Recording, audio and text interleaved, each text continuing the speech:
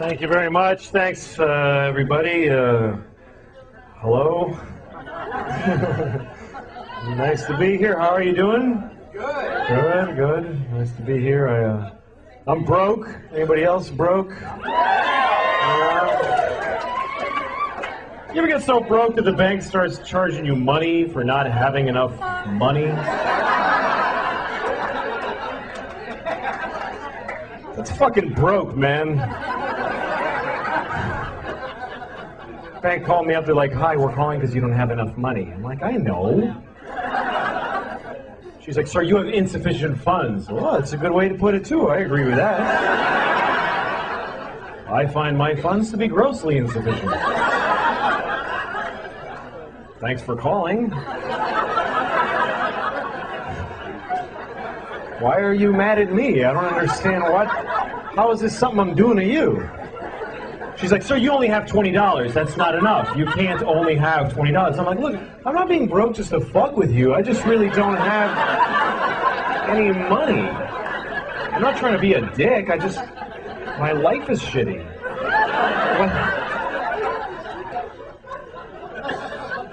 So they charged me. They charged me $15. That's how much it costs to only have $20. But here's the fucked up part. Now I only have $5. What did I pay the $15 for if I don't get to have the $20 that I paid to have? I paid the fucking money. Where's my $20? That's like going to the movies. You buy your ticket and they go, "Get the fuck out of here. Go home." But I paid for the movie. No, you paid for a ticket, motherfucker. You didn't pay for a movie.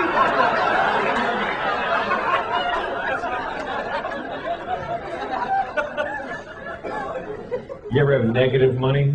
That's depressing, isn't it? You look at your bank account, negative $10. That's how much I have now. Negative 10. That means I don't even have no money now. I wish I did. I wish I didn't have anything. I wish I just had nothing, but I have less than that. I don't have none. I have not 10. I can't, if it's free, I can't fucking afford it. Somebody could come up to me, "Take this, it's free." Fuck, that costs nothing. I can't afford that. That's more than I have. I gotta raise $10 to be broke. That's where I'm at. That's not good. That's bad. Apparently some of you are in the same fucking position. How's your economy doing? Shit. No, I'm glad you appreciate that story. Not everybody appreciates that story. I told that story about a week ago in Orange County, California, and all these rich motherfuckers looking at me with their boat tans and their golf shirts and penny loafers. They're all looking at me like, "Well, yeah. Like, you were financially irresponsible, you had to pay the price. I don't frankly see what you're angry about.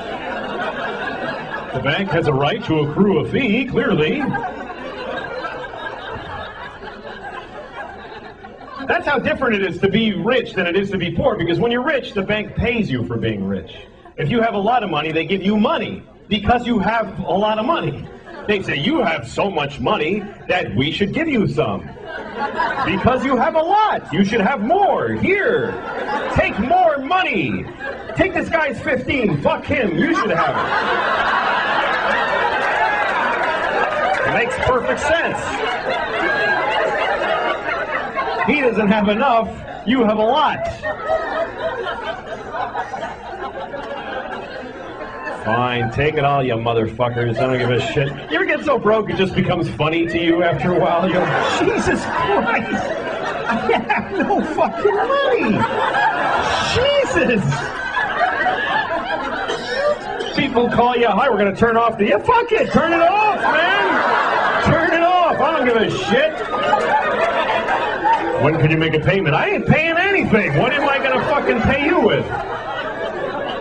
I fucking sold the phone. I don't need it now. Damn it, man. Shit's brutal.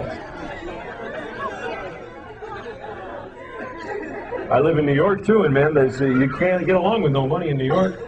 You gotta live in these tiny places. I have this apartment, right? And we have this, okay, here's the toilet, right? I'm on the toilet. This is how small the apartment is. The tub is right here, like right next to the toilet. Then there's a wall, like right fucking here, like right, there's no, you get squeezed in. And here's the worst part. I have to put a foot in the tub to use this toilet, because otherwise I gotta go like this. Who shits like this with their knees together? I'm pooping.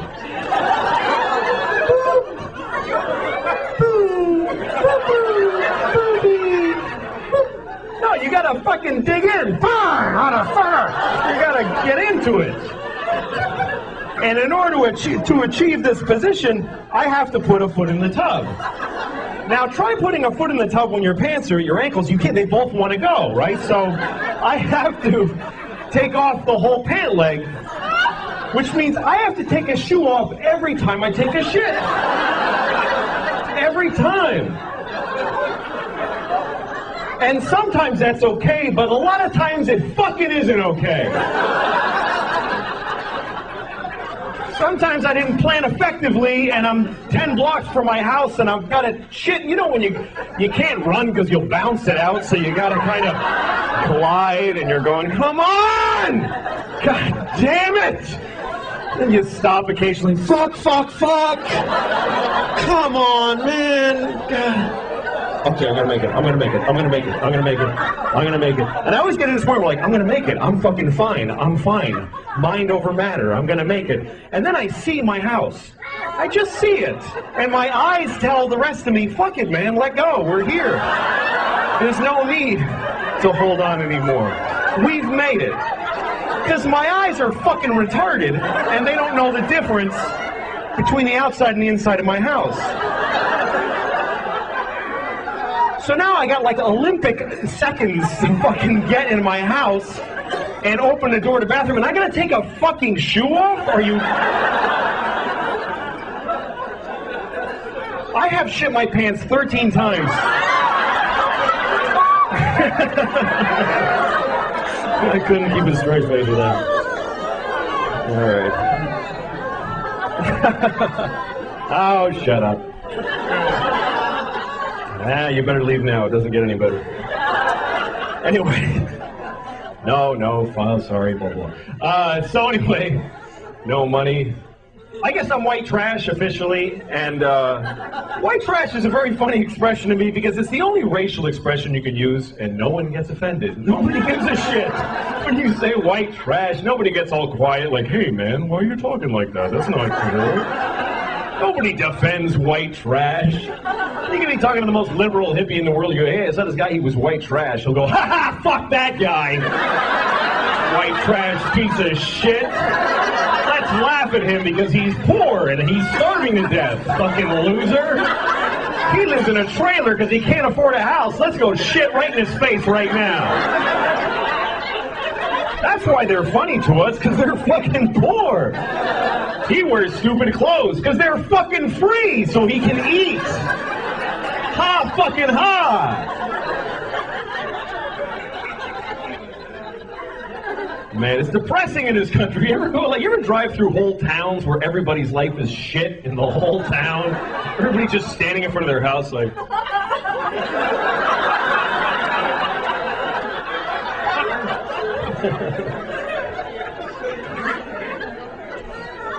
Oh, man. This is a weird election, too. People got weird, man. I was driving through this town in upstate New York. This guy's standing there with a sign that says, honk if you love America. Now, I love America, but I'm looking at this guy and I'm thinking, what the fuck are you doing, man? This is your day? You're gonna stand at this red light with this fucking sign? What is wrong with you? And he's looking at me because he's angry that I haven't honked yet. And now he's trying to intimidate me. He's like, fucking honk, motherfucker! Honk! And then I decide, you know what, I'm not honking. And you know why? Because fuck this guy, that's why. He doesn't get to decide this rule for the whole fucking intersection. Just because he's got a magic marker and no job, now I have to honk? Or otherwise I'm a fucking commie? Fuck him. What if if I go up to him with a T-shirt that says, "Lick my balls if you love Jesus"? Come on, man, you gotta do it. You gotta do it. What are you, a Jew? Lick him!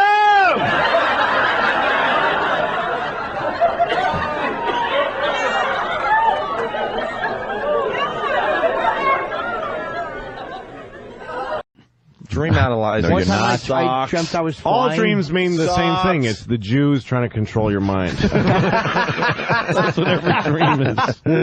Every dream is that. But I'm tired because it was exhausting.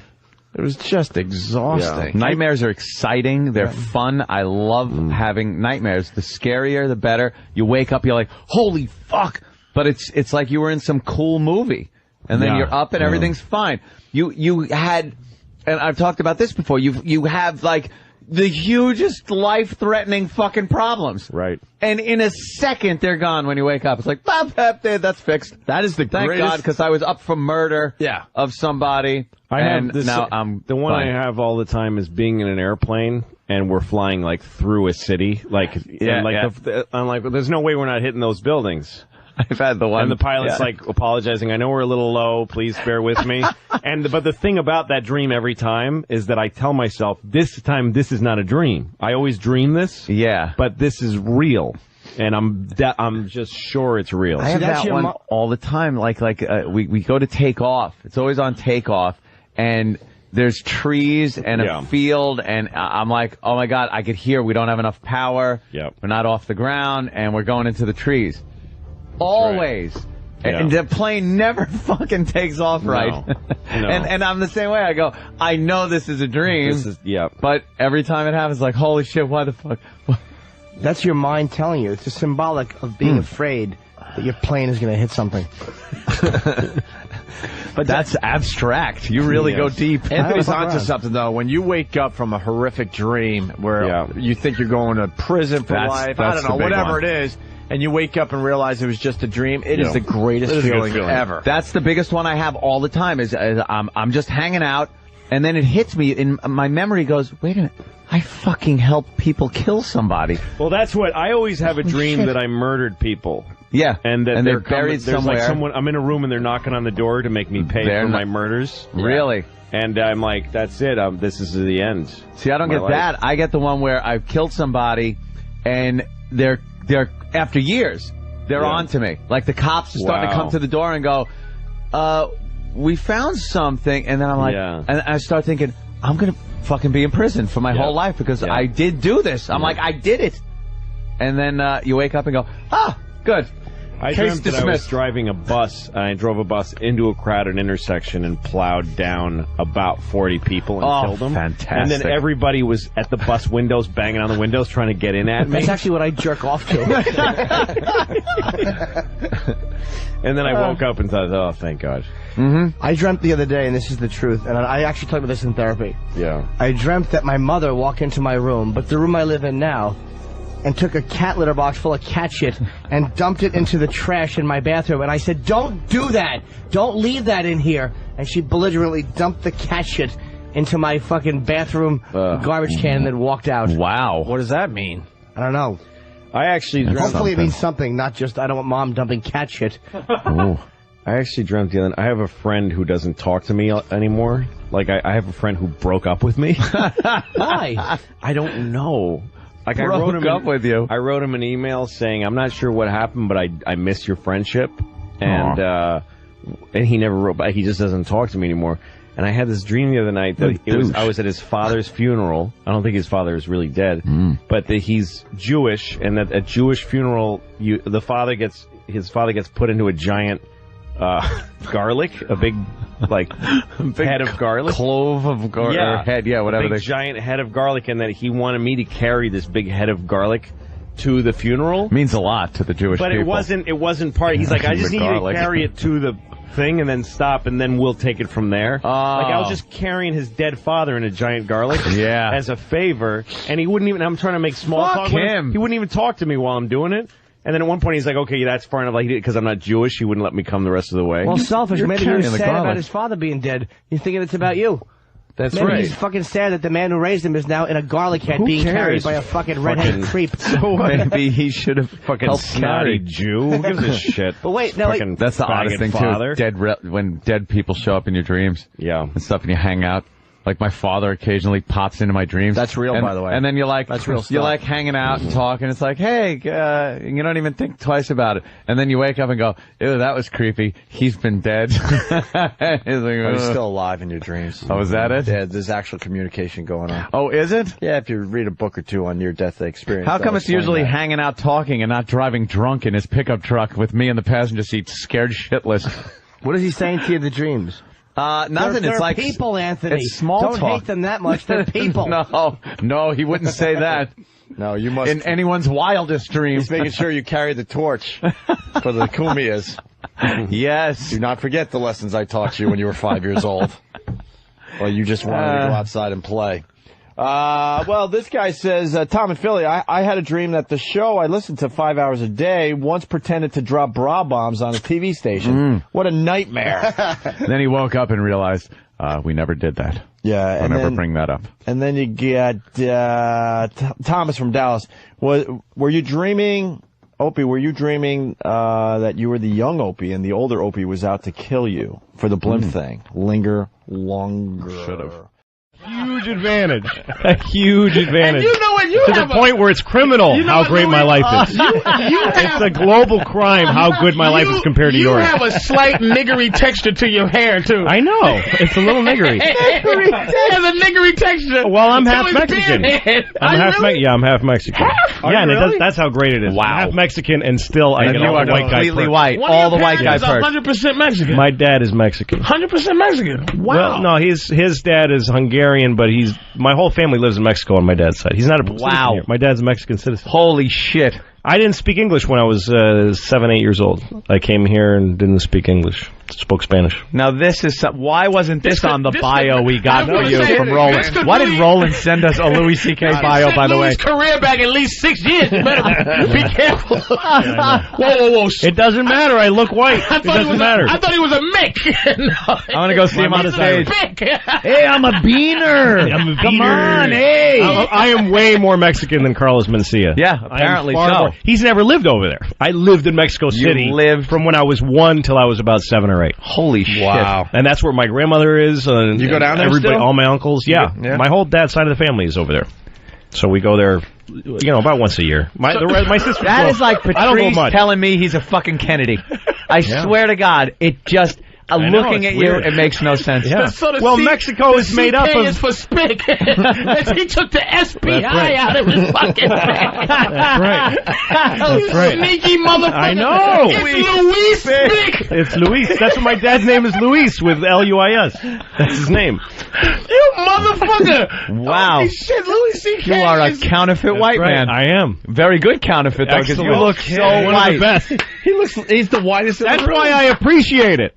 That's why I appreciate it. Yeah, see? Look at that. He's living the life. Oh, it's awesome. Oh, man. So awesome. That is terrific. Wow. No, I went into a store the other day, convenience store, and I got a bottle of water, and then I walk around looking to see what else I want, and then I kind of space out, and I walked out with the water. Oh, shit. And then I'm in my car drinking the water, and I realized I didn't pay for this. And I realized that's because I'm white. Because they looked at me, and they're like, he'll pay for something today. It'll even out. He's contributing to the economy.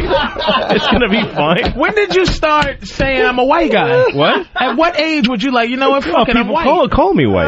I don't know. I look white. At what point white is a bullshit identity. It's not a real identity. Because I have nothing in common with other European white people, but... at what point did you go, I'm not fighting to be Mexican anymore? Like, I'm not fighting for this whole Mexican thing. What do you mean fighting for it? Like Alamo? What the fuck is when you're 8 years old and you're not speaking English, you're Mexican. You feel Mexican. You identify with Mexican. At what point did you go, I'm now a white guy? I forgot how to speak Spanish very fast. I mean, I still remember it. I still can speak a little. But I was young enough to just I adapted. I did what other immigrants do. The here. second he crossed the Rio Grande, he's fucking wet back and all. Yeah. He was like, "Hi, I'm white. Hello, everyone. I'm now a white man." No, the thing is, I was white in Mexico. Here's the thing that people don't understand: is Mexico is just like America. It's made up of some black people and some white people and brown people. The only difference is that they didn't genocide their Indians as well as we did. Yeah, in the United States, we got that job done. Yeah, so that's why the face of a Mexican to most people, and also Mexicans. You meet Mexicans that look like me all the time, but you don't know they're Mexican when you're meeting them. Fuck. Only the brown guys with the push down nose. Bad things all the time. You probably do. I probably do. People say, "Well, I live in L.A. for the last 5 years," and people say nasty shit about Mexicans to me all the time.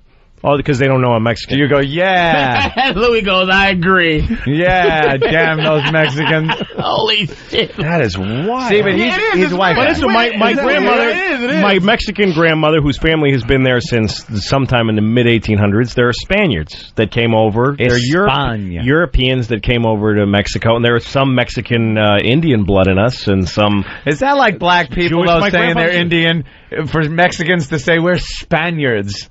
No, it is. Spanish. There's some of that's because black people like saying they're Indians. No, rich white Earl. No, rich Mexicans like hair quality. Rich Mexicans don't like to say that they're Indians. To be Indio is really dirty. No, I mean like American Indian. Oh yeah, like black people like saying they were mixed with Sioux, and it's always Sioux and Cherokee. That's only like a hair thing. Really? It's not a hair and skin thing because it was always good to be like that lighter thing growing up. You know what I mean? And then you have the white people, straight white people hair. Yeah. So any black person with white people features, they'll say is. See, I barely make it into whitey. I'm barely white. I'm like too Italian because I'm Sicilian, so you know what happened. You watch True Romance. Your great the Moors, great grandmother, which I don't doubt. I wouldn't doubt my great grandmother's just taking that black cock. Othello was up in Miss Cumia, just banging the fuck out of my great grandmother. And Iago was like, "Get it, nigga, get it!" Just conquered. Fucking my great grandfather just hacked with a machete. His body's laying there, and my grandmother's just being fucked by some more black cock. I know what happened. She kept the baby. She couldn't have hated it that much. She kept the baby. That nigga had a Chesterfield right after. Just fucking. That's it. Yep. I know my history, but as the years went by, I tried to whiteificate. That's right. My family whiteificated ourselves. Here in America, just by skin. That is trying to get despicable. Despicable. We poured concrete. That's right. Fucking trying to work that grape soda out of your bloodstream. I'm more American than Louis C.K. Yeah, you are. And he gets to live the American dream. That's exactly right, because I look white. Funky. It's awesome. It's awesome. This dirty wetback, his people, fucking up the spinach. That's right.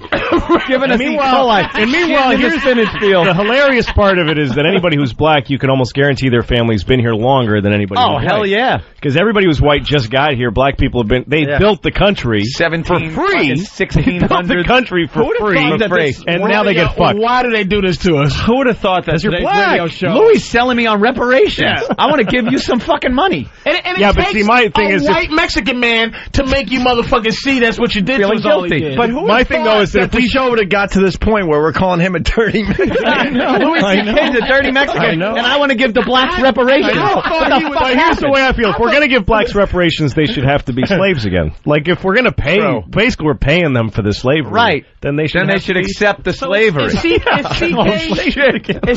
that's going to wash. Is CK an offset of some... It's Hungarian. My grandfather, this gets even worse. Wow. My Hungarian grandfather was Jewish, and he left Hungary because they were killing the Jews. Yeah. And he couldn't come to the United States because there was too many Jews going. They weren't letting them.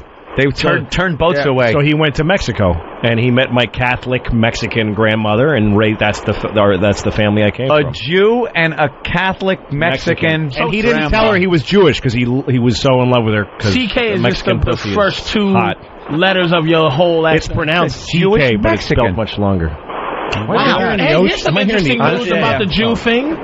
Hey, I do know where the term kike came from, by the way. Ah, derogatory term for Jewish people. Where I do know where that came from. Where? It is when people used to come over on the in the ships on Ellis Island. Mm-hmm. A lot of people couldn't write English, so they used to make their mark, and the Jew's mark was a circle, and the circle is called kikel. So that's what they were just shortening it to kike. The guys coming in and say, "Here's another kike." Once they seen the circle. You know where nigger came from originally? There was some black guy being a nigger, so they called him a nigger. Jesus. He was being a real nigger, and somebody said, "What a nigger," and that's where it started. It just was nigger was a feeling. Yeah, he just like this. Look at him, just it wasn't some wordplay. Just blurting out a sound, and it came out like that. Just the guy was being such a nigger that it fucking made someone say the word. Oh my God, man! That's awful. Well, we're learning about derogatory terms and where they came from. That's right. Wow, it's history. It's a really good history lesson. I never knew that. I don't think life is that important. It's just not. It is not. People get too excited about life. Oh, life. Fuck you. It's not that. It's. Make a list of every shitty thing ever that's in life. Life is okay. I like life. I like it. I don't need it. I'd be fine without it. I like life, though. I do. You know how much I like life? I have never killed myself. That's how much I like it. That's exactly how much I like it, with a razor-thin margin. I like it precisely enough to not kill myself. It's an option, though. It's totally an option. I mean, I'm 49. I have 2 kids. I've flipped through the brochure a few times. I've thought of killing myself just to win an argument. You're not supposed to talk about suicide. Even to your shrink. You ever go to a shrink and they're like, "Have you had thoughts of suicide?" And you're like, "No, because if I say yes, you'll press a button and folks will run in and hold him down." But you should be able to talk about it. The whole world is just made of people who didn't kill themselves today. That's who's here. Is all of us that went, okay, I'll fucking keep doing it. It's just, because it's an interesting thing about life. Life can get very difficult, very sad, very upsetting, but you don't have to do it. You really don't have to do it. You don't have to do anything. You never have to do anything because you can kill yourself. If they send you a letter from motor vehicles, you have to come in and, "No, I don't. I'll kill myself." You can do that. You can do that once. But you can do it.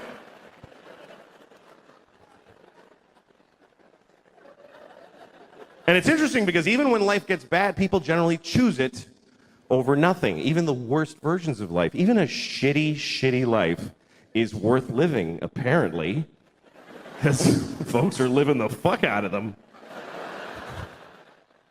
You ever seen somebody and you're like, how did he should kill himself? Why didn't he not? That dude. You ever been driving and you look at the next car and you're like, oh shit, I wish I hadn't looked in that car. That was difficult to glance at, let alone being it. Just a guy in a tan car. Nobody chooses tan. Nobody picks tan for their car. They give you tan. Is that mine? Yeah, it's yours, fucking loser. Made it tan. They shouldn't even make tan cars. It's mean to make them. You look over, you see a guy in a tan car with just dents all over it and a garbage bag for a window.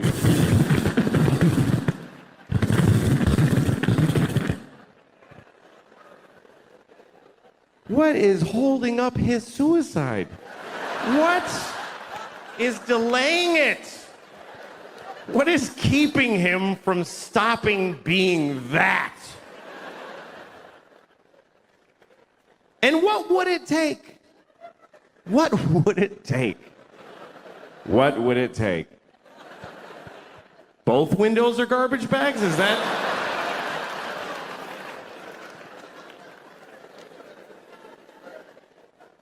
Seriously, do you know how much misery is involved in a garbage bag for a window? Do you know how many separate moments of shit misery? I canceled my insurance, broke my window, duct tape. Here's the truth. Running away will not solve your problems. That's totally true. But killing yourself solves all your problems. It actually does. It even solves world problems. For you.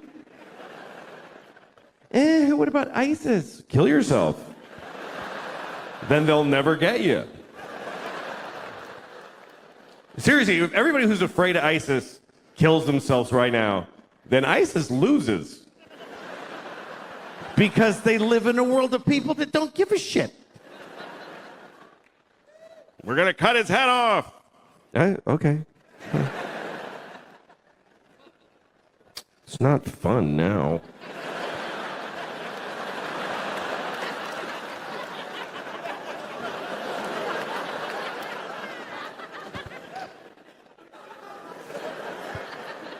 I think the worst part of being beheaded is... The worst thing about being beheaded is that you look really dumb right after. That's the worst part. They go like that, and you're like... Just that's fucking dopey. I don't think they like beheading bald people because they can't do this thing. That's the best part. They gotta go like this. It's not as cool. So just shave the top of your head and you won't have to worry about it. I'm curious about God. I'm curious about his life. I'm curious about God's existence. What's that like to be God? You know, we don't know anything about him. I think one reason people don't believe in him because we don't have a sense of God, because it doesn't say anything anymore. He used to talk all the time. He used to go up to people on the street. Hey, everybody does that. Writing on the rocks. Look at that! Do it! And it was confused. Everybody's like, oh, okay, trying to figure it out. And then for 2,000 years, he just, nothing, says nothing. And everybody's fighting. He could clear a lot of shit up with a 5-minute press conference. If God spoke for 5 minutes, he'd solve a lot of problems. He'd just show up, all right, everybody, yeah, I'm the Lord, okay. Real quick. First of all, Mormons just, no. What is that? Just go home. Also, Jews with the little things, what the fuck? I don't know. Put a hat on or don't. Nobody gives a shit. This is weird. I hate these. I hate them. I send everybody with one of those to hell every day. I do. It's just my thing. Just so you know. Do what you want, but that's where you're going. Now you know. Also, I don't care who you fuck. I don't care. It never mattered. It was Adam and Eve and Steve. They were all fucking each other. I was jerking off to it. It was a great time. So it's not an issue for me. I don't know why it is for you. Have fun and use all the holes. That's what I say. Also, you're supposed to fuck the animals. That's why I made them. Why are you not fucking the animals? There's only like 30,000 of you fucking the animals. What are the rest of you? You're eating them? That's disgusting. How could you eat a perfectly fuckable pig? And the Jesus, like, okay, here's one. This is when he turned water into wine. This is his first miracle. This is John chapter 2, okay? Okay, and on the third day, there was a wedding in Cana of Galilee. And the mother of Jesus was there. And both Jesus was called and his disciples to the wedding. And when they wanted wine, the mother of Jesus saith unto him, they have no wine here.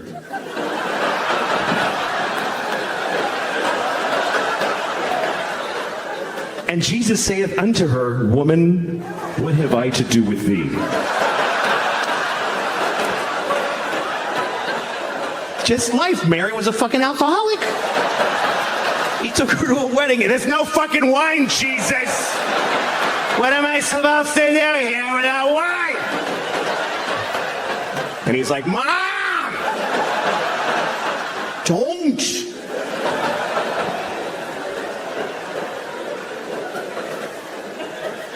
Anyway, you know the rest of the story is that Jesus, he's at the wedding, they had no wine. So Jesus went to the guy running the wedding, and he was like, look in the water barrel. Like that, like a close-up magician. Why don't you take a look? Maybe it's not the Red Queen. Go ahead, flip that card over. What do you think? Told him to look in the water barrel, and he looked, and it was wine. He had turned all their water into wine. Everybody rejoiced. Except the guy running the wedding was probably like, we did need some water. It's actually a bigger problem. I have a feeling a lot of his miracles were met with mixed.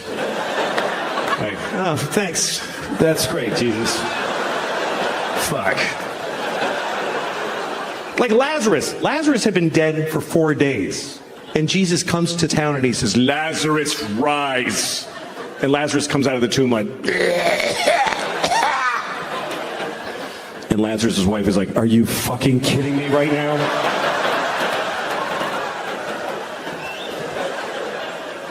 But so here's a story that I want to read to you. This story, I've never seen it in a Jesus movie. This story is not in any movies about Jesus. And it's not, I never, until I sat and read this, I never heard this story. Because it's weird. Thanks for getting through the traffic. I drove here, and on the way here, I saw a bumper sticker on a car, and it said, tell your girlfriend I said thanks. Isn't that a little personal for a bumper sticker, really? A bumper sticker should be like, hey, I'm in front of you, whatever, you know. Not, hey, I fucked your girlfriend. You want that on your car all day for whoever's behind you? Tell your girlfriend I said thanks. How does he know I'm not behind him just getting mad and crazy, taking it personal, motherfucker? I follow him home. I get out of my car in his driveway with a pipe. What the fuck does that mean? Thank her for what exactly? Wait a minute, you fucked my girlfriend? Then you made that bumper sticker and found me in traffic and got in front of me?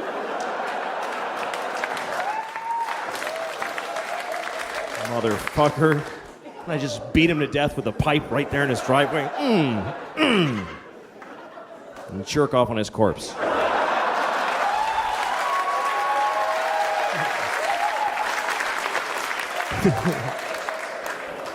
Didn't need that part. Didn't need it. Story was totally complete without the jerking off on the corpse. It's too late. I was at a bar the other night. Doesn't matter where because I'm lying, but I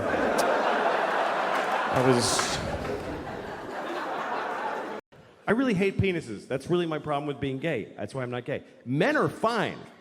I'd like to have a boyfriend. That would be nice. I would. Every time I hear somebody say my boyfriend, I'm always like, I want a boyfriend. Why can't I have a boyfriend? I'd like to have a big, tall boyfriend.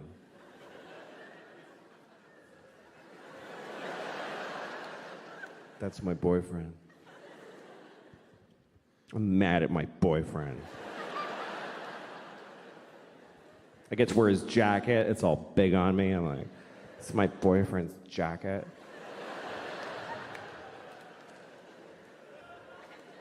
I feel safe. I know I would like it. I would like to have a big dude in my life. Comes up behind me like this. I'm like, hi. Like, I know that would be nice. But in order to get all those parts, you have to have a fucking cock shoved up your asshole, like a hard dick ramming in your ass. Ah! Oh, fuck! Oh! I just wanted to wear your jacket! Do that anyway. To read about you is to know that nothing, even close, is as important as your children. Yeah, easily. Being a dad that's the most important job. And what did they think of the comedy? Did they love it? Did they say, it's not me, Dad, it's funny how you use us, but it's not me? Well, the stand-up that I do, I've changed the way I talk about my kids just because I like sharing my stand-up with my kids. I like showing them what I do. Yeah. And, you know, the first time I ever showed my oldest daughter a bit I used to do about hide and seek, playing hide and seek. Yes, tell me that story. With her, and it was about getting really frustrated that she would hide it in plain sight, literally, and I would have to pretend she wasn't, that she was hiding better. And on stage, I would say what BS this was because she's, I mean, I have to pretend she's good, and I would rail about it and get angry. And I showed this to her when she was, I don't know, 6, and she laughed a lot because her younger sister. It was like that now. Like she was having to patronize her younger sister. Oh, I see. She was doing the same thing. So she's like, that's like what it is. Yeah, she's like, I know exactly how you feel. And she was able to make that connection. And she also thought it was funny that I got so upset. She knew it was funny because in real life at home, I'm not like that. I mean, I get upset like any parent does, but not unreasonably. So she thought, she knew. But would she say to her friends, I have the funniest dad in the world? He's the funniest man to be around. Oh, geez, I don't know. I mean, what I hope is that her thoughts about me are as a father. As a loving father. I'm there for her when she gets off the bus from school. I'm there for her. I take her home. I cook her dinner. We do her homework together, and her sister, same thing. So I take care of them. To me, that's what I want them to remember. I think of course. The work is like something that hopefully when they're like 18, 19, they'll Google me and go, wow, this guy did a bunch of stuff while he was doing that, It's not important to me that I like to model for them a good life in my career as far as, trying really hard and being responsible. I tell them when something big is at stake and when it doesn't go well or when it does. I tell them that stuff as a role model, But I could be doing the same thing if I was working at some company making widgets or something, What interesting. Hello. All right. Thank you. All right, faggot, how you doing? Sorry. I called him a faggot. I miss that word, I grew up saying that word, and it never meant gay. When I was a kid, I didn't know what gay was. No, I hadn't been told that people do that. I had no fucking idea. Faggot didn't mean gay. When I was a kid, you called somebody faggot because they're being a faggot, Someone's just being a faggot. Shut up, faggot. Not supposed to use those for that. Shut up, faggot.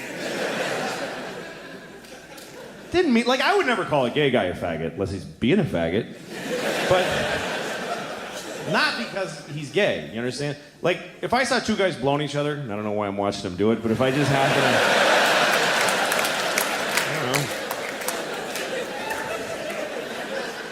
I stumbled upon a couple of fellas blowing one another on their respective penisia. It's a plural for penis that I invented today. Penisia. I would be respectful to them. I would, hello, gentlemen, whatever, But if one of them took the dick out of his mouth and started acting all faggy and saying annoying faggy things, people from Phoenix are Phoenicians or something like that.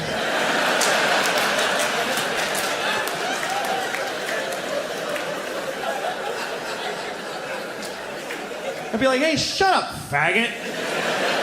Faggot! Quit being a faggot and suck that dick. That's what I would say to him.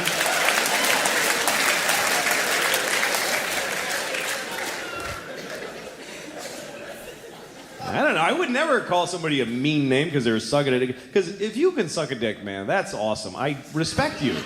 Because I can't do it. I haven't tried and failed. I just have put myself there in my mind and I couldn't do it because I'm afraid. That's the only reason. But that's why if you can suck a dick, I think there's a strength in being able to do that. I believe that. I don't believe that blowing somebody comes easily to anybody.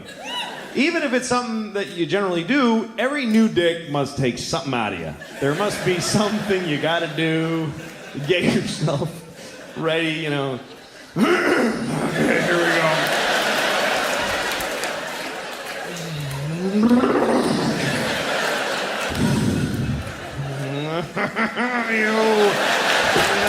you.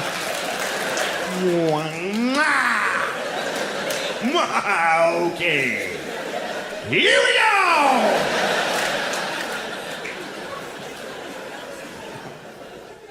So, faggot. I don't know. A lot of words that are... They're not bad words. No words are bad. But some people start using them a lot to hurt other people, and then they become bad. They become hard to use. There's words that I love that I can't use because other people use them wrong to hurt other people. Like the word cunt is a beautiful word. To me, there's just beauty in that word. And I mean aesthetically.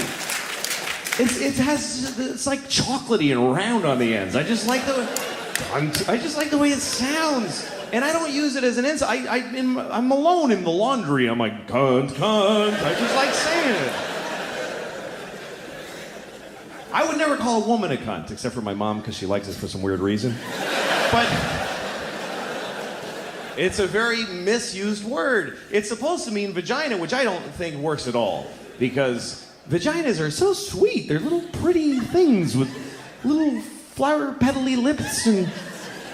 I hear a piccolo in my head every time I see a vagina.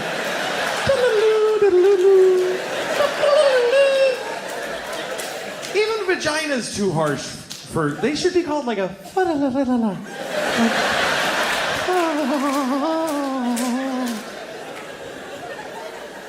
There should be a butterfly fluttering around every vagina all the time. Just all the time. A little butterfly. And you go to the doctor, he's like, well, the butterfly looks good, so we're in good shape. Good color to the butterfly.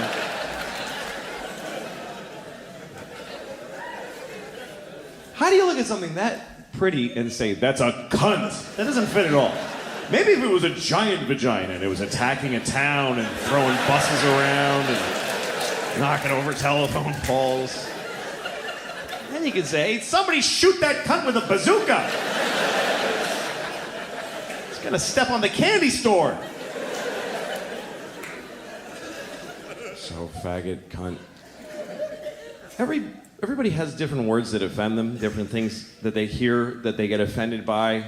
To me, the thing that offends me the most is every time that I hear the N-word. Not nigger, by the way. I mean the N-word.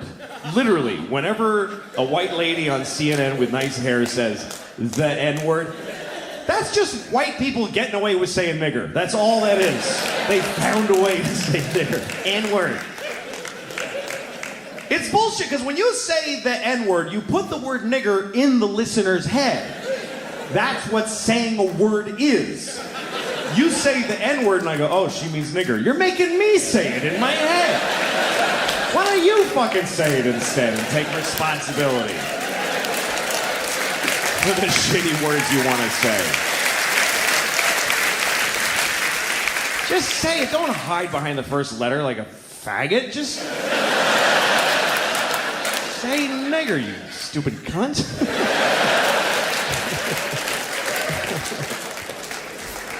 I don't know. I don't care. Somebody will kick my ass. I mean, all this shit goes on in my head. I don't really I thought the word nigger the other day. I'm going to tell you this story. And it wasn't racist. It wasn't a race even connotation. Let me tell you what happened. I went to a coffee place. And it was a cool indie coffee. I don't like Starbucks anymore because you go there and they don't care anymore. They just press a button and some old lady's diarrhea comes out and they just give it to you. So I go to like a young people cool coffee place with like my band's playing notices on the walls and it's called like the Howling whatever thing. And the dude behind the counter's got a tight t-shirt and a ponytail and he's like, hey, what's up, man? And I was like, hey, can I get a cappuccino? And he's like, yeah, right on, totally. Like... He's amazed that he could help me. Like, oh, yeah, I got all this stuff right here. That's awesome.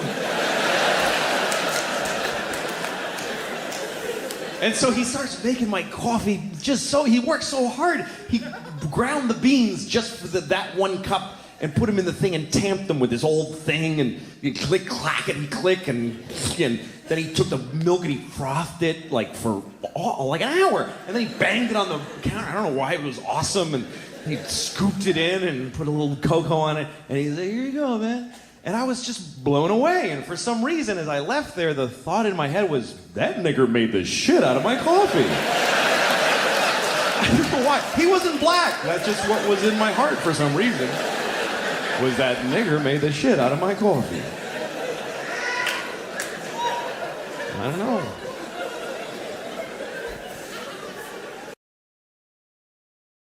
But so this guy, we're sitting at the gate waiting, and then he said, actually, the delay isn't because of the weather, it's because the fuel gauge is broken on the plane. Of course it is a hunk of shit airline. You know, so, but we had somebody... They still have the ashtrays in the bathrooms. Yeah, I mean, yes, that's why, That equipment is old. That's why I can't fly United. I had to once, and I saw, like... ashtrays they still didn't take out of the bathroom, which means, wow, this plane's pretty old. And then they had like a razor dispenser or something. Yeah, you could actually get a razor blade on You the could shave. Yes. Right here in the plane, you can shave if you want. The miracle of modern flight. Yes. Fucking nice. Light up a lucky strike and join us on a transcontinental flight with no stops. It's the miracle. As soon as I saw the old ashtrays, and it might not have been United, but it was some airline, it was a white knuckler all the way. Yes, and the seats have that kind of 60s Mike Brady stand kind of pattern on them. Like, oh, great. If the seats are old, how old is the engine, really? Exactly. You're going to tell me they replaced them. Great. That's still not going to give me comfort. But contact. Yeah, contact. And the engines are made from space-age polymers. Yes. So the guy says the fuel gauge is broken, but we filled up the tanks, we topped them off, and we had someone climb up and look in the tank. That's what you do when you have a motorcycle. And you don't want to know, yeah, exactly. You don't want to know that there's a dude, you want to think that something really weird and scientific is... Right. It's like a dude looked in the Some guy wing. looked. I hope that dude is not a fucking idiot. Like, now I have to hope... Well, you hope he has depth perception. yeah. And hoping he's not just hung over like, oh, yeah, I checked. Exactly.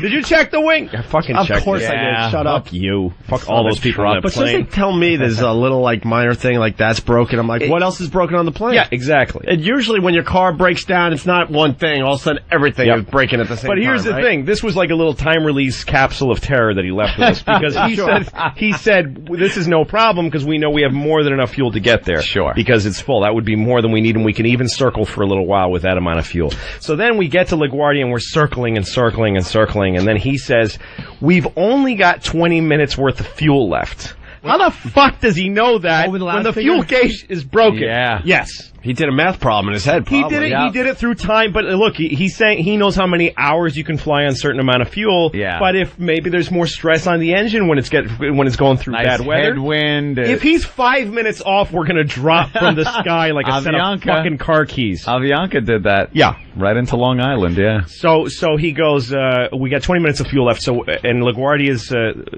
trying to shut down, but it's minute to minute. So we're gonna go ahead and make an approach to LaGuardia Airport. And as we get closer, if it gets bad, we'll divert and use the last of our fuel to land in Allentown, Pennsylvania. We have enough fuel to do exactly that maneuver. Oh, my God. So then he starts coming in. We'll divert to a place where there's lots of big open fields where innocent people won't be killed. We will divert to the Verrazano Narrows. Ladies and gentlemen, one thing you won't have to worry about is fire. There is no fuel left in the tanks. Yes, exactly. We are doing 500 miles an hour, but you won't burn. Thank you. But so he starts coming, and we start dropping down into the clouds. And it's the ugliest fucking... I mean, the clouds are yellow and brown out the window. It was nasty. Well, you were listening to on thing, right? Yeah, and so me and the guy next to me, the fucking two idiots, we put on the headphones and listen to the channel that you can listen to the tower. You can listen to your plane talking to the tower. And so he says, United 266, we're making an approach. And then we hear LaGuardia Tower say, do not land 266. The winds are far too heavy. It's not safe for landing. We're shutting down. Don't go divert right now. How do you not pull the headphones off and just make believe you didn't hear it? And the guy says we can't divert now. We have only 4 minutes tops of fuel left. Holy! So we have to come in. Oh. And the tower's saying it's not a good idea, but go ahead because what else are you going to do? Give it a shot. Give it a shot, Jim. All right, hot shot. And right at that moment, the stewardess comes up to you. Would you like to have some coffee? No clue. Smiling. No, the flight attendants are all strapped in and invisible. They're nowhere to be seen. Yeah. And I'm holding on like it's going to help. I'm holding on to my fucking window, like the edges of the window, I'm stamping my foot just uncontrollably. Wow, you are fucking scared. Well, because we keep dropping, and once the landing gear goes down, and there's all that drag on the plane, the thing is pitching and rolling and making impossible banks to the left and right. I mean, it's like a like a joke. And there's a woman behind us holding 2 children, screaming and sobbing, literally going, "Oh my God! Oh my God!" She's doing exactly that. That's the soundtrack for everyone on the plane. Oh my God, that's horrible. And she's got tears bursting like she's on a fucking train to fucking Auschwitz. No, my God, I gotta die! She's saying her kids with her. She's saying we're gonna die to her kids. She's telling her kids are gonna die. Fan-fucking-tastic. Yeah, and for the pilot sounding stressed. On even more than I've heard black box recorders, and the pilot sounds like he's smoking a cigarette till the second before death. He's like, "We only have 4 minutes of fuel. We can't divert." Like he sounded like that. You probably thought you were watching a movie. Oh no, it was like wow, this is great. Why wouldn't this be death? If I wasn't on this plane, this would be great to listen to. This is well directed. Yeah, I love this movie. I love the woman in the back seat. She was awesome. And we drop out of the clouds, and we see where we are. We are so close to those fucking Queens housing projects that are in the X shape. Yep. Like it's like the nightmares you have. If the wing were to tip over, we'd hit. You're hitting it. And we're going. I've gone over those housing projects thousands of times. I fly all the time. We're going so fucking fast. We're flying like we're just shooting over Queens. Man. And even the most Texan tough guy passengers that were from Denver that were on that plane are like, "Whoa, hey!" Everyone's like, "Oh, hey, oh!" And it was so bad that when just to jump ahead for a second, when I got in the cab, the cabbie said, "I saw that plane come in. That looked bad." Like cabbies on the ground. We're watching that one because we're the only assholes that fucking landed. No one else was coming in. And so we're coming in, and the plane looks. I mean, I'm convinced we're hitting the BQE. We're gonna just whatever it is, and we hit the ground so fucking hard, and my heart is racing, and I had tears in my eyes, just involuntary. Wow. Just tears coming down my face. Like, what are these? And the pilot says, "Ladies and gentlemen, you are free to turn on your cell phones and call your loved ones." And every single person with a phone the whole plane was chatter of like, "You wouldn't believe what just happened to me, honey. I thought I was going to die." And I looked at my phone and I thought about calling my wife, and I was like, "Fuck her." I didn't call her. Fuck her. I thought I was just about to die, but fuck her. You call like a friend. I don't want to. Dude, you never guess what the fuck just happened. Because I know it would have been like, "Honey, I thought I was going to die."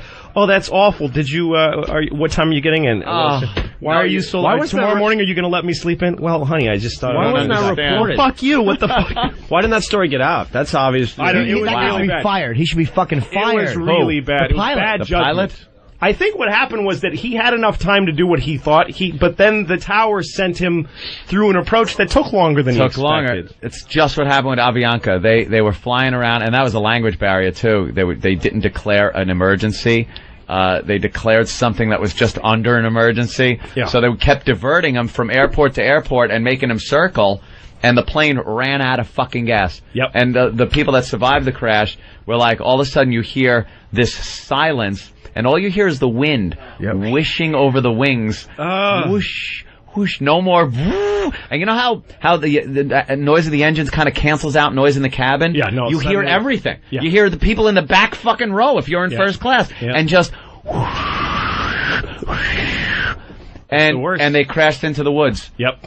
No fire, no explosion, just cracking and trees and fucking, you know. A lot of people live because of that. Right on, kind of near where I live. No, when? When you run out of fuel about 10, 12, maybe it's not like when you run out of gas on a 15. car. When you run out of gas on a car, you can actually like use the starter motor to get it a little. Yeah, you can kind of keep sputtering. But on a plane, it's just. It's and gone. you can stop and get the fuck out, no matter where you are in a car. How did the dudes? Because he told us that he couldn't be sure how much fuel there was on the plane before we left. Right. He said, "We know the gauges are wrong, but we're going to go anyway because we've seen the gas." So then you better. Well, then you know something. But when you get that close, you go, "Let's fucking land now." You might even be able to justify that if you're going from point A to point B without any problems. That's if fine. you're going into weather where you're going to have to circle. And when you're talking about we have 4 minutes. 4 minutes. 4 minutes left. How fast is that? 1 minute off, you're dead, and he has no gauge.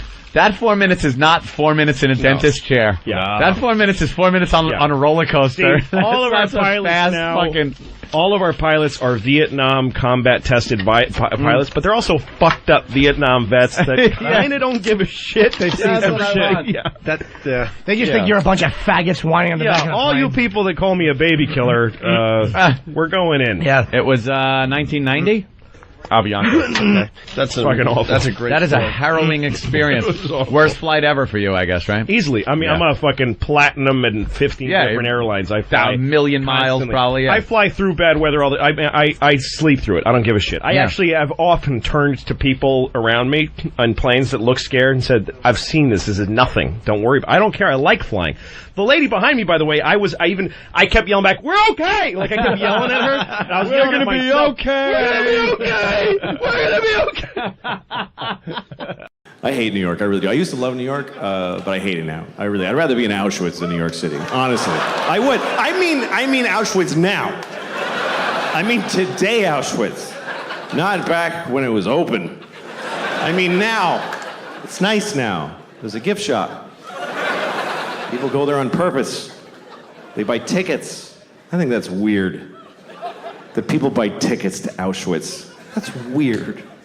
If you could have told those people back then, people are going to buy tickets to come here.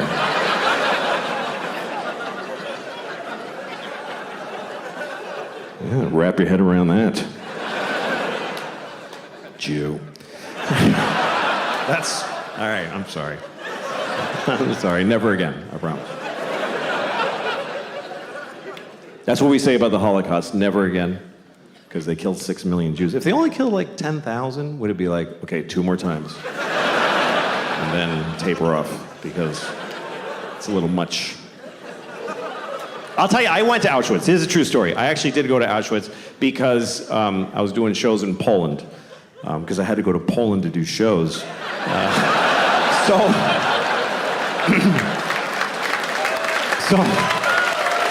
I was in Krakow. I was in Krakow, so I went to the camp. And I went there because of a very personal reason. Because I had family there. I had a lot of family there. 44 members of my family were in Auschwitz during World War II. I mean, they were guards. They worked there. No. They were Jews and they died. It's okay. Don't be offended. It's true. We lost the whole family there. Everybody, because we were Hungarian Jews. My grandfather, on my father's side, he's the only one who made it. The rest of them, all 44 of them, went to Auschwitz, which I think they really regretted. But that's what happened, because the Hungarians sent all their Jews to... They weren't even occupied Hungary. They're just like, yeah, take our Jews.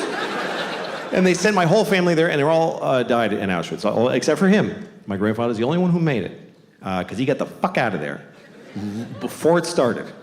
In the late 20s, he fucking smelled that shit, and he got the fuck out. And he went to Mexico. He migrated to Mexico. And we found his immigration card. My uncle and I did the family history, and we found it. It says nationality, Hungarian, and it says religion, Catholic. And there's a picture of him like... He's like, fuck it, they don't know what a Jew looks like in Mexico. That's where I'm going. And that's why I'm alive, because he made that choice. It's also why I'm not Jewish. He was like, Jew schmoo, we're not fucking Jewish. Somos católicas. That was my abuelito. Became a fucking Mexican fast. That's what happened. That's how he made it. He's a fascinating guy, my grandfather. His name was Geza. That was his name. And he had a brother named Geza. It's weird, but I looked it up, and here's what happened. His parents had a baby, and they named it Geza, and it died. The baby died. So they had another one, and they just said, fuck it, Geza, let's just do it again. Because that's what it was like. The babies died. It was no big deal back then. It was just like, yeah, that was a shitty baby. Let's do another one. Why'd your baby die? Because it sucked. Why does any baby die? At least we found out quick. Fuck it. This one's good. That's what it was like forever until recently. The human race was all the good babies, and the shitty ones, that's just the way it worked. It's not like that now. Now we save every baby. The shittier the baby, the bigger the effort. Because we love it. We love saving the shitty babies. There's always a documentary. Look at this baby. He's a fucking mess. Do you see that shit? We're going to save it. Make it live. And the baby's like, please don't.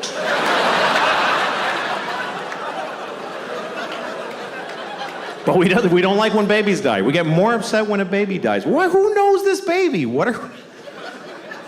Did you hear about Jeff? No, he was here for 1 day. Nobody met him.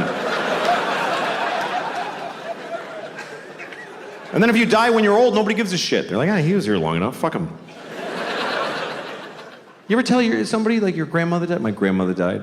You're like, I'm so sorry. How old was she? She was 98. Oh. So why'd you even tell me? I was changing my daughter the other day, and she's too old for diapers now, but she's still in them, and it's bad because this kid does not poop. This kid craps. This is not okay anymore. I was changing her diaper the other day. It was like a 48-year-old alcoholic man's shit in her diaper. Like, she was out all night drinking Jaeger, and she went to Denny's and got a Grand Slam. Ate half of it, got in a fight in a parking lot, and passed out in a Pontiac and shit herself. And her friends drove her home with the windows open and dumped her on my lawn. And now I gotta clean it. And it's crazy. And you can't even react. You can't go like, what the fuck? That's disgusting. You'll fuck them up about their own shit. You gotta be nice. You open her diaper, it's just chaos in there. It's just bananas. It's just... every shit amazes me. I'm never used to it. Everyone, I'm like, okay, wow, what is that? You have been eating diarrhea for a week, I think. Because that's awful. But you can't. You gotta be like, you just go, oh, wow. You really got something there, honey? That's really something. That's really okay. Well, all right, let me scrape that off your knees for you. Just get it down off your back. Just get all this hazmat in one place. Wipe you down. Clean your tiny vagina at the end. Who knew that was going to be my life? I had no idea that my relationship to the vagina was going to be cleaning shit out of a tiny one several times a day. They don't tell you that. When you're getting ready to be a dad, nobody pulls you aside and says, you're going to have to clean the vagina a lot because every time she takes a shit, it goes straight up her twat. They don't tell you that. And they should. It's a big part of being a dad. It's bigger than Christmas. It happens every day. And you got to get it right, front to back. It's very important. The other day I was in New York City with my kids. And I got 2 of these fucking things. Remember that, please. 2 of them. And we're in the crowded streets. I got this one here, the 2-year-old. She can walk, but she won't. She's a bullshitter. So I'm carrying her. And she weighs like 20 babies, this kid. She's tiny, but she's got the density of a dying sun. I don't understand how she's this heavy. It feels like a fat raccoon holding a bowling ball. That's what she feels like.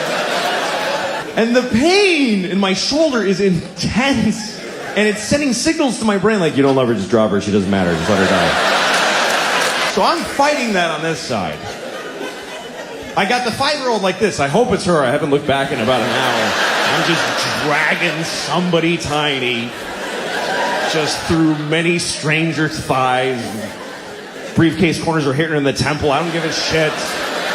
I'm in a hurry because my pocket's vibrating and my wife's calling to see where I am, even though she sent me to do this shit. And I'm yelling into my pocket like she can hear me. I'm fucking coming! Shut up! And this one is talking the whole time. The whole time.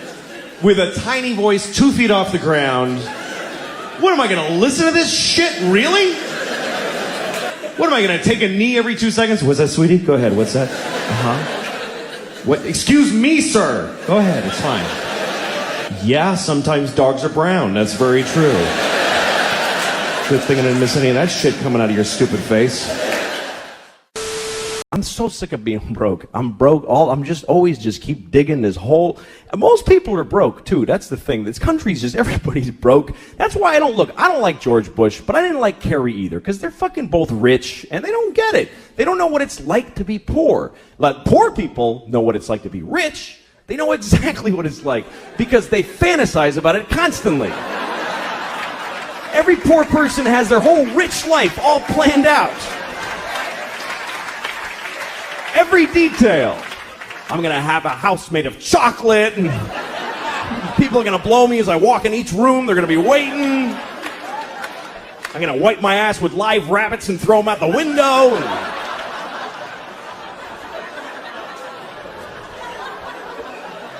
Got it all worked out. But rich people don't fantasize about being poor. Why the fuck would they do that? I'll have to take the bus everywhere. Yeah!